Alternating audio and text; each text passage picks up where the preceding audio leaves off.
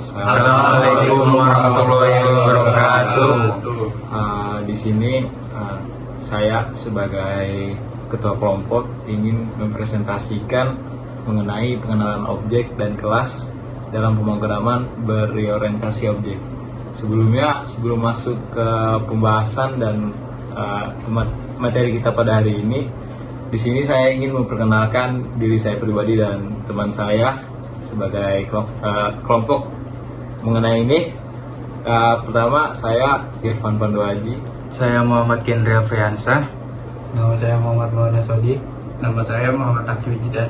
Nama saya Muhammad Dahwa Fadila. Oke, di sini kami dari program studi teknik informatika ingin mempresentasikan mata kuliah pemrograman berorientasi objek mengenai judul yang ingin kami presentasikan, pengenalan objek dan kelas dalam pemrograman berorientasi objek.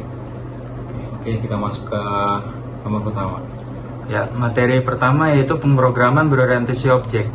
Pemrograman berorientasi objek adalah metode pemrograman yang berorientasi kepada objek, di mana semua data dan fungsi dalam metode ini didefinisikan ke dalam kelas-kelas atau objek-objek agar bisa saling bekerja sama dalam memecahkan masalah. Model data berorientasi objek dapat memberikan fleksibilitas yang lebih banyak, memberikan kemudahan dalam mengubah program, dan bisa digunakan secara luas dalam pemrograman skala besar. Kelebihan dari pemrograman berorientasi objek sendiri adalah sebagai berikut. Maintenance program lebih mudah. Program yang dibuat dengan program berorientasi objek lebih mudah dibaca dan dipahami. Selain itu, pemrograman berorientasi objek dapat mengontrol kerumitan program hanya dengan cara mengizinkan rincian-rincian yang dibutuhkan oleh programmer. Yang kedua, mudah dalam pengubahan program. Bisa berupa penambahan atau penghapusan fitur atau objek tertentu. Contoh, perubahan yang dilakukan antara lain penambahan dan penghapusan data di dalam database. Yang ketiga, objek-objek di dalam program dapat digunakan sesering mungkin oleh programmer.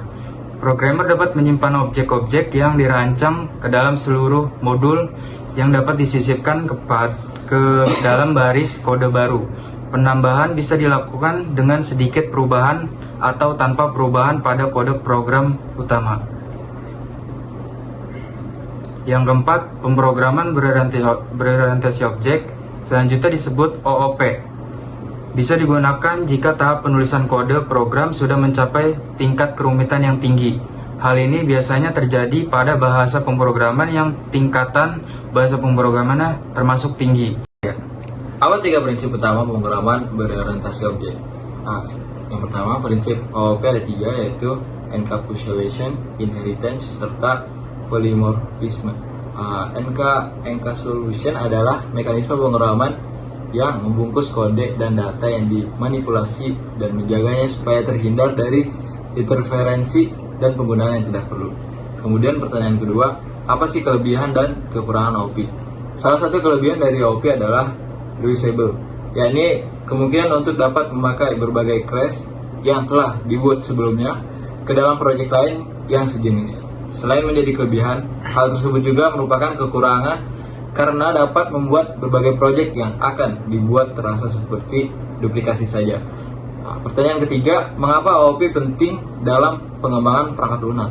OOP memungkinkan pengembangan dapat mengembangkan program dengan menambah beberapa fungsi, kelas, dan objek dengan mudah. Prosedur pembuatan kode dalam OOP juga dapat dipelihara dan dijaga dengan meningkatkan keamanan karena adanya validasi tingkat tinggi saat dilakukan akses terhadap kode prosedur.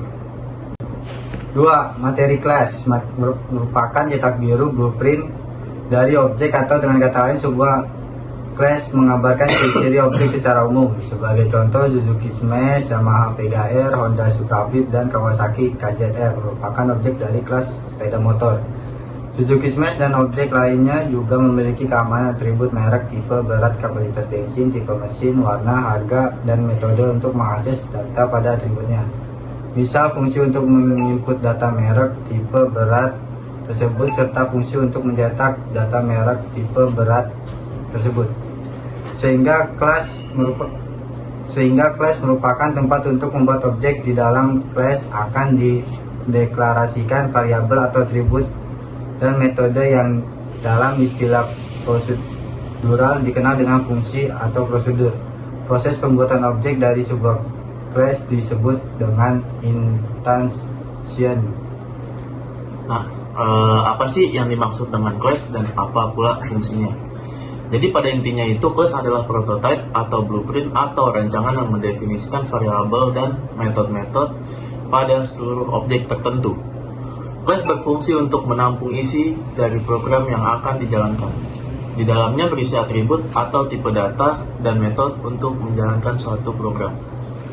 Dan apa saja 3 area pokok kelas, yaitu komponen utama yang terbagi lagi menjadi 3 area pokok, yaitu komponen atas, komponen tengah, dan komponen bawah, yang masing-masing secara berurutan memuat nama kelas, atribut kelas, dan operasi atau metode kelas. Nah, selanjutnya ada materi ketiga, yaitu objek.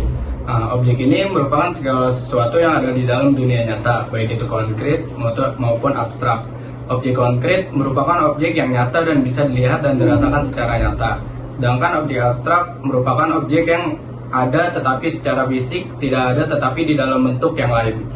Nah, ciri-ciri atau karakteristik objek.